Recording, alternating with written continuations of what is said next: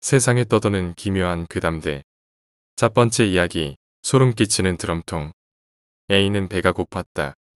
36이라는 어정쩡한 나이에 카드빚과 사채로 직장과 집을 모두 잃었고 길거리 생활을 한 지 1년이라는 시간이 흘렀다. 그러나 더 이상 추운 길바닥 생활은 하지 않아도 됐다. 직업이 생겼기 때문이다. 도둑질은 직업이라고 하기엔 좀 그렇지만 어쨌든 그 돈으로 단칸방이나마 마련할 수 있었기 때문에 죄책감 따위는 중요하지 않았다. 아직도 배가 고프기 때문이다. 크리스마스가 지나고 첫 한파가 몰아치자 A는 여기저기 공사장을 기웃거렸다. 겨울이라 인부들이 빨리 자리를 떴고 A가 계획을 실행하기에는 안성맞춤이었다. 재개발로 인해 금방 수백 미터가 아파트 신축 공사장이 되어버린 서울 외곽 중장비가 있는 곳에는 A가 노리는 것도 항상 같이 있었다. 해가 진 시각, 번호판이 없는 스쿠터에 휴대용 기름통을 싣고 공사 현장으로 들어간 A는 얼굴을 가린 채로 드럼통들이 있는 건물 지하실로 들어갔다. 현란하지는 않지만 막힘없이 자물쇠를 따고 문을 열었다. 손전등으로 내부를 비추자 오른쪽 벽에 낡은 소파 하나와 인부들의 작업복을 놓아두는 곳이 보였고 왼쪽 구석에는 큰 드럼통 10개가량이 대충 서 있는 모습이 보였다. A는 한 손에 휴대용 기름통을 2개씩 들고 드럼통 앞에 섰다. 확인해보니 총 10개의 드럼통 중 하나는 비어 있었고 나머지 9개는 묵직했다. 묵직한 드럼통 중 첫 번째 작은 뚜껑을 열자 A가 기대하던 석유 냄새가 코를 쐈다. 기분이 좋아진 A는 손전등을 입에 물고 드럼통 위에 휴대용 기름통을 얹어놓고 흰색 기름 펌프를 사용해 기름을 쭉쭉 뽑아내기 시작했다. 누르스름하고 약간 투명한 경유였다. 그런데 한 통을 거의 다 채워갈 무렵 펌프를 통과하는 기름의 색이 검게 변했다. 펌프질을 멈춘 A는 다른 기름통으로 바꾼 후 다시 펌프질을 했다. 검은 빛을 띠는 액체가 계속 올라왔다. 기름 냄새가 섞여 냄새로는 분간이 되지 않았다. 이상한 생각이 든 A는 하던 일을 멈추고 드럼통의 큰 뚜껑을 열었다. 손전등으로 드럼통에 든 내용물을 확인한 A는 너무 놀라 끄악하고 소리치고 말았다. 드럼통 안에는 사람의 검게 탄 시체가 들어있었던 것이다. 너무도 끔찍한 모습에 A는 드럼 뚜껑을 덮어버렸다. 그리곤 다리에 힘이 빠져 벽에 기대 주저앉았다. 1분도 지나지 않았지만 A의 머릿속에서는 수많은 생각이 오고 갔다. 경찰에 신고를 할 것인가? 그러면 내가 여기 있는 이유를 어떻게 설명할 것인가? 그냥 아무런 일 없었다는 듯이 돌아갈까? 그 시체는 누구의 저벅 시체일까? 저벅, 발소리다. A가 생각하는 동안 사람의 발자국 소리가 지하실로 내려오고 있었던 것이다. 입구가 하나밖에 없기 때문에 지금 밖으로 나가는 것은 불가능하다. A는 주위를 살피다가 가지고 온 기름통은 드럼통 사이에 숨겨놓고 비어있던 드럼통 안으로 들어가 뚜껑을 닫고 숨었다. 지하실 문이 삐걱하며 열렸고 저벅저벅 발소리가 문 바로 안까지 들어온 모양이다. 찰칵하고 전등 스위치 켜는 소리가 들렸다. 뭐야, 아무것도 없잖아. 그럼 다른 데서 난 소린가? 라고 그가 말했다. 낯선 목소리를 숨죽여 듣던 A는 조금 안도하면서도 기분이 나빴다. 이 시간에 인부가 있을 줄이야. 조사할 때 빠뜨렸나라고 A는 생각했다. 저벅저벅저벅. 낯선 발자국이 점점 가까이 오는 소리가 들린다. 뭐지? 들킨 건가? 발자국 소리는 A가 있는 드럼통 근처에서 멈췄다. 이 지하실만 오면 이상한 느낌이 든단 말이야. 기름 냄새 때문인가? 아무튼 돌아가서 보고해야지. 라고 그가 말했다. 저 사람이 나가면 바로 돌아가야지라고 A는 생각하고 한편으로는 안심했다. 그때 A의 드럼통에 작은 마개가 열리며 액체가 줄줄 부어졌다. 내가 갈 줄 알았지? 히히. 라고 말하며 액체를 붓기 시작했다. 냄새가 분명히 경유 냄새이다. A는 일어나려고 했지만 드럼 위 뚜껑은 무거운 것에 눌린 듯 꿈쩍도 하지 않았다. 기름이 A의 발목까지 찾아 이번엔 불 붙인 종이가 들어왔다. A는 괴로워하며 죽어갔다. 낯선 사람은 드럼통을 밟고 올라서 있었다. A가 아무리 발버둥을 쳐도 빠져나올 방법이 없었다. 결국 A가 조용해지자 그는 시익 웃으며 드럼통 안을 기름으로 채워 넣었다. 그의 얼굴에서 미소가 떠나지 않았다. 10명 다 채웠다. 두 번째 이야기, 헌책방. 우리 삼촌이 겪은 이야기다. 삼촌은 고서 수집이 취미여서 틈만 나면 헌책방을 찾아다니곤 하셨다. 그러다 어느 헌책방에서 아저씨는 인디언과의 전투 기록을 어느 미국인이 일기 형식으로 적어놓은 고서를 찾았다. 오리지널은 아니고 복제품이었지만 그 시대에 복제된 것은 틀림없었기 때문에 삼촌은 꽤 비싼 값을 치르고 그 책을 샀다. 그리고 삼촌은 그 책을 자기 방 서재에 소중히 간직했다. 그런데 그날 이후로 어째서인지 매일같이 잠을 설치기 시작했다고 한다. 퇴근하고 방에 돌아오면 어째서인지 공기가 무거운 데다 잠을 자면 거의 매일 악몽에 시달렸다는 것이다. 그런 일이 몇 달이나 계속되었지만 병원에서도 마땅히 아픈 곳은 짚어내지 못했다. 그래서 삼촌은 방에 무언가 안 좋은 물건이 있어서 그런 건 아닐까? 라는 생각에 평소 잘 알고 지내던 무당을 집으로 불렀다. 그런데 그 무당은 방에 발을 들여놓자마자 굉장히 험악한 얼굴을 하고 삼촌에게 소리쳤다고 한다. 당신 도대체 왜 이런 걸 가지고 있는 거야? 그 무당이 가리킨 것은 서재였다. 성큼성큼 다가가 무당이 떨리는 손으로 서재의 유리창을 젖히고 꺼내든 것은 지난번 구입했던 인디언 이야기가 적힌 고서였다. 그리고 그 무당의 말에 삼촌은 경악했다. 이건 사람의 피부야. 표지를 사람 가죽으로 만들었다고. 그날 중으로 그 책은 근처의 절에 맡기고 공양을 들여달라고 부탁했다고 한다. 그 이후 삼촌의 방은 공기도 상쾌해지고 악몽을 꾸는 날도 없어졌다고 한다. 삼촌은 이 이야기를 마치며 나에게 이렇게 말했다. 내가 샀던 건 한 권뿐이어서 그 책은 여러 권으로 구성되어 있어서 그 한 책방에는 4권이나 남아 있었어. 그곳은 도쿄의 어느 헌책방이라고만 적어놓겠다. 그리고 난 옛날 친구에게 이것과 매우 비슷한 이야기를 들은 적이 있었다. 인디언과의 전투를 적은 책이었고 사람의 피부로 만들었다고 했었다. 게다가 그 책을 가지고 있는 동안 친구는 매일같이 악몽에 시달렸다고 했는데 정말 똑같았다. 내가 이야기를 들었던 건 10년은 더 된 일이지만 삼촌이 산 그 책은 어쩌면 같은 책의 다른 권이었을까? 라는 생각이 든다. 미국에도 인디언이랑 격전을 치렀던 서부 지역에 살고 있는 백인들 집에는 아직도 인디언 두개골 같은 게 남아있다고 한다. 친한 백인네 집에 놀러 갔는데 거실 난로 위에 그런 두개골이 걸려 있었던 게 기억이 난다.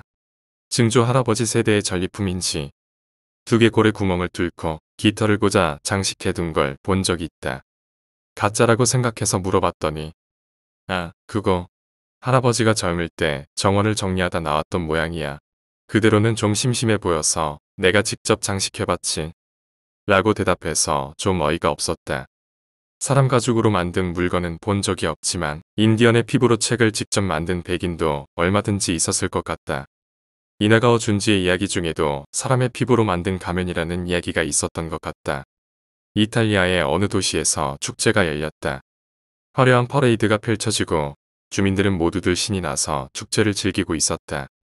그 중에 가면을 쓰고 우쭐거리고 있는 젊은이들이 있었다. 종종 잡화점에서 팔고 있지 않은가? 동물 가면이나 괴물 가면 같은 것들 말이다.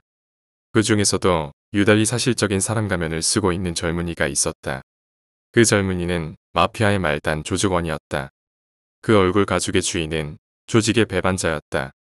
젊은이는 자신이 죽인 배신자의 얼굴 가죽을 벗겨 경고의 의미로 쓰고 다녔던 것이다. 세 번째 이야기, 사진관 아르바이트.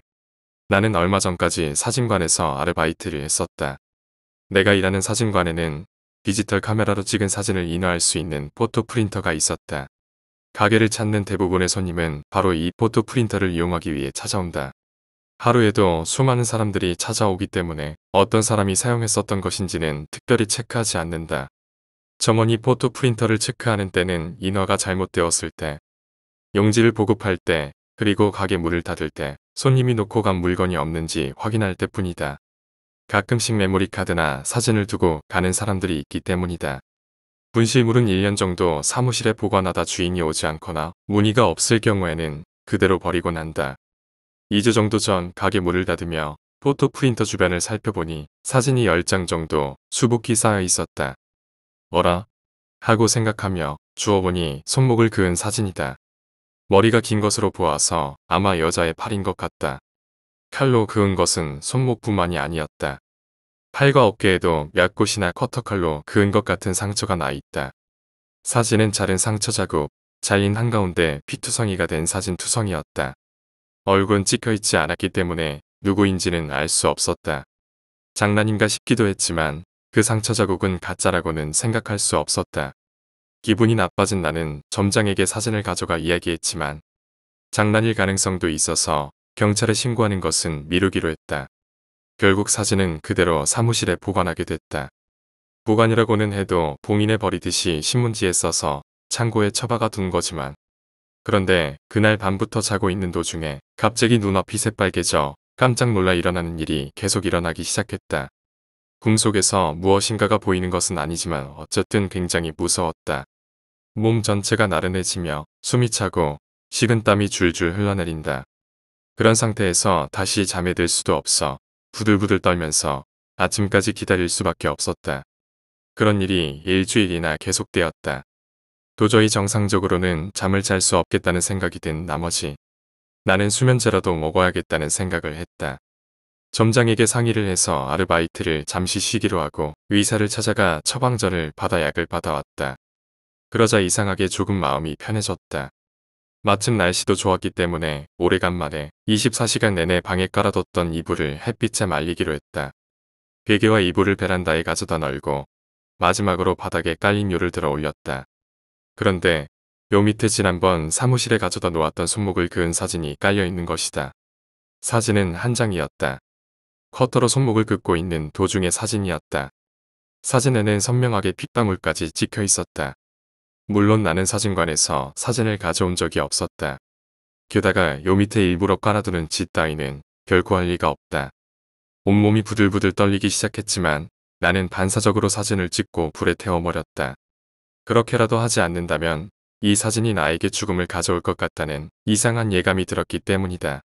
나는 그대로 가게에 달려가 창고에 처박아 두었던 사진도 모두 태워버렸다.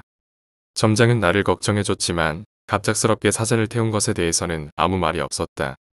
아마 점장도 기분 나쁘다고 생각하고 있었던 모양인지 진작에 태워버리지 그랬어 라고만 했을 뿐이었다. 나는 그 다음 날에 아르바이트를 그만뒀다. 지금은 새로운 일자리를 알아보고 있고 이사도 할 생각이다. 요즘에는 어떻게 잠을 잘 수 있게 되었지만 약 덕분인지 사진을 태운 덕인지는 모르겠다. 그 사진에 관한 일은 생각하지 않으려고 노력하고 있지만 종종 순간적으로 머릿속에 그 이미지가 떠오르곤 한다. 그렇지만 더 이상 그 사진에 관한 것은 알고 싶지 않다. 장난이었던 것인지 왜 그런 사진을 찍었던 것인지 따위는 결코 알고 싶지도 않고 알 수도 없을 것이다. 나로서는 그저 이 끔찍한 사건을 빨리 잊고 싶을 뿐이다. 네 번째 이야기, 검은 강아지. 우리 할머니에게 들은 이야기입니다. 우리 할머니는 슬하에 8명의 자식을 두셨습니다. 장남은 우리 아버지지만 아버지가 태어나기 전에 어린 나이에 돌아가신 삼촌이 있었다고 합니다. 매우 똑똑했었기 때문에 할머니는 지금도 종종 만약 살아 있었으면 분명 훌륭한 사람이 되었을 텐데 라고 말씀하시곤 합니다. 그 아들이 정확히 5살이 되던 날 갑자기 고열에 시달리기 시작해 할머니는 계속 간병에 힘쓰고 있었다고 합니다. 아들의 간병을 하다 문득 마당으로 눈을 돌렸는데 난생 처음 보는 눈이 빨간 검은 개가 나타나서 집안을 응시하고 있었다고 합니다. 그리고 그날 밤 할머니는 꿈을 꾸셨다고 합니다. 꿈속에서 할머니는 집안의 불단에 계셨다고 합니다. 그런데 그 불단 위에 아들이 앉아 있었다고 합니다. 오키나와의 불단은 다른 지역과는 달리 독특한 모습을 하고 있어 상당히 큽니다. 불길하다고 생각한 할머니는 아들을 불단에서 내려오려고 생각했지만 그 순간 꿈에서 깨어났다고 합니다. 그리고 며칠 뒤 아들은 세상을 떠났습니다. 지금도 할머니는 꿈을 깨기 전에 그 아이를 내렸어야 했는데 라고 후회하곤 하십니다. 그리고 그 검은 개는 분명 죽음의 신이었다고 생각하고 계십니다. 이후에도 그런 개는 결코 본 일이 없었다고 합니다. 5번째 이야기, 야밤의 산속. 저는 몇 년 전부터 비박의 취미가 있었습니다. 백패킹이라고도 합니다. 이 이야기는 2013년 11월 말의 이야기입니다. 주말 밤 야간 산행을 했습니다. 자주 가는 산이고 주변 지리를 잘 아는 산이었습니다. 저번에 봐두었던 비박 장소로 가기 위하여 등산로를 벗어나 물 없는 계곡을 지나 평평한 곳에 짐을 풀고 주변 정리를 하는데 저 멀리 등산로에서 한 빛이 보이더군요. 처음에는 빛이라고 생각을 못했습니다. 등산로 나무에 여행사 안내 표지판이 제 헤드라이트에 반사된 걸로 알았는데 그 불빛이 움직이더군요. 뭐지? 설마 밤 11시가 넘은 시점에 누가 나 같은 사람 빛이 흘리는 이 모양을 봐서 누군가 걷는 걸 알았습니다. 약간의 부연 설명을 하자면 보통 헤드라이트를 켜고 야간 산행을 합니다. 이마에서 빛이 시작점이기에 삼자 입장에서는 그 사람이 무엇을 하는지 대충 알 수 있습니다. 그 사람도 저의 불빛을 봤을까? 그냥 정상 쪽으로 가는 사람이겠지 생각했습니다. 그러고는 물 없는 큰 계곡을 사이에 두고 그 사람이 지나가는 걸 보고 있었습니다. 물론 저도 헤드라이트를 켜고 있었죠. 그런데 제가 계곡으로 내려왔던 길에 불빛이 잠시 멈추더군요. 그 사람과 직선거리 70m이고 나무가 많아 서로를 분간할 수는 없었습니다. 순간 이건 뭐지? 혼자서 야간 산행을 하다 난데없이 불빛을 보면 사람이 움츠러드는 게 당연한 것인데 당당히 저를 쳐다보고 있더군요. 순간 장기 털리는 게 아닌가 싶기도 했지만 이때까지만 해도 별 무서움이 없었습니다. 잠시 저를 보다가 다시 정상 쪽 길로 가더군요. 전 안도하고 매트에 바람도 넣고 이것저것 하는데 5분 정도 지났나 이 사람이 계곡을 넘어 우회를 해서 저에게 다가오더군요. 전 정상 쪽으로 가길래 그런가 보다 했는데 그쪽은 등산로도 아니고 나무들이 빼곡히 많은데 그걸 헤치고 간다는 게 이상했습니다. 11시가 넘은 시점에서 저런 행동을 한다는 게 궁금증에서 무서움으로 바뀌었습니다. 순간 저도 모르게 칼을 잡게 되더군요. 사람은 안 보이지만 불빛을 봐서는 뭘 찾는 것 같았습니다. 이래서 산에서 짐승보다 무서운 게 사람이라고 하나. 계속 오는데 미치겠더군요. 안 되겠다 싶어 모든 불빛을 끄고 어둠에 익숙해지기를 기다렸습니다. 제 위치를 가르쳐 주기도 싫었고요. 계속 생각을 해봅니다. 지금은 12시가 다 되어가는 시점에 그것도 혼자서 저 많은 장가지를 헤집고 과연 이 저 사람은 뭐 하는 걸까? 아무리 생각해봐도 위협적이더군요. 이러고 5분 정도 흘렀을까 등산로에서 하산하고 내려가는 그 사람의 불빛을 볼 수 있었습니다. 야간 산행만 수십 번을 했지만 이렇게 무서웠던 적은 없었던 것 같네요. 저도 많이 놀랐는지 자고 오지는 못하고 그냥 별 좀 보다 하산했습니다. 과연 그 사람은 뭘 위해서 그 야밤에 산에 올랐을까요? 6번째 이야기, 직장 여후회. 이 이야기는 내 직장 여후배가 실제로 겪고 있는 이야기입니다. 그녀는 4살인 아들과 둘만 함께 살고 있습니다. 그런데 그 아들이 소위 보이는 체질이라는 것입니다. 어느 날 밤에는 갑자기 엄마, 모르는 할아버지랑 아저씨가 놀러왔어. 라고 아들이 말했다고 합니다. 어떤 사람인지 물어보니 할아버지는 슬픈 것처럼 가만히 나를 보고 있어. 아저씨는 눈이랑 손이 없네. 라는 것입니다. 그녀는 당황해서 다음날 날이 밝자마자 아들을 데리고 선산으로 가 성묘를 했습니다. 그리고 그동안 묘에 찾아오지 않았던 것을 마음속으로 깊이 사죄했습니다. 또 우리들을 지켜주세요라고 필사적으로 기원했다고 합니다. 그러자 그 순간 아들이 할아버지와 아저씨가 사라졌다고 말했답니다. 사실은 그녀 역시 어린 시절에는 아들처럼 영감이 있었던 모양이지만 나이를 먹으며 그런 능력이 사라졌다고 합니다. 아무래도 지금은 아들이 그런 능력을 이어받은 것 같다고 합니다. 그녀는 아들이 할아버지라고 부른 사람이 돌아가신 자신의 할아버지라고 직감했다고 합니다. 하지만 눈과 손이 없는 아저씨는 전혀 짐작이 가지 않았기 때문에 분명 위험한 귀신이 틀림없다고 생각하고 필사적으로 선조에게 도움을 요청했던 것입니다. 하지만 이것은 처음 겪은 일도 마지막으로 겪은 일도 아니라고 합니다. 아들은 요즘도 가끔 방문자를 목격하고 그녀에게 이야기한다곤 합니다. 7번째 이야기, 손을 흔드는 모습. 중학교 때 선생님께 들었던 이야기입니다. 긴 이야기였지만 나름대로 짧게 정리해 보겠습니다. 선생님이 아직 대학생이었던 때 대학 선배가 교원 실습으로 초등학교에 나가게 되었다고 합니다. 선배는 담임하게 된 반의 아이들과도 허물없이 친해지고 어려운 실습도 그럭저럭 마무리해 나갔다고 합니다. 그리고 실습 종료까지 불과 며칠 남지 않았던 어느 날 담임하던 반의 여자아이 한 명의 집에 불이 나서 2층에서 자고 있던 그 아이와 오빠가 죽어버렸습니다. 1층에서 자고 있던 부모님과 태어난 지 얼마 되지 않은 동생만이 살아남았다는 것입니다. 갑자기 친구를 잃게 되어 충격을 받은 아이들은 모두 울면서 장례식에 찾아왔다고 합니다. 장례식을 마치고 학교에 돌아온 선배는 반의 아이들이 수업 시간에 그린 그림을 찾아보게 되었다고 합니다. 그림의 주제는 우리 가족의 그림을 그려보세요였다. 모두 각자 생각하고 있는 대로 자기 가족을 생생하게 그려냈습니다. 큰 도화지에 그려진 가족의 그림. 아버지가 갓난 아기를 안고 있고 어머니와 함께 화단에 물을 주고 있습니다. 2층의 창문에서는 여자, 아이와 오빠가 3명을 향해 손을 흔들고 있습니다. 가족의 일상을 그린 따뜻한 그림. 그러나 선배는 순간 깜짝 놀랐다고 합니다. 이번 화재에서 살아남은 것은 집 밖에 있는 것으로 그려진 3명. 도망치지 못하고 죽은 것은 2층에서 손을 흔드는 모습으로 그려진 2명. 글쎄, 설마 하면서도 2층에서 손을 흔드는 두 사람 모습이 말이야. 왠지 화재에 괴로워하면서 도와달라는 뜻에서 손을 흔드는 모습 같아서 소름이 끼치더라.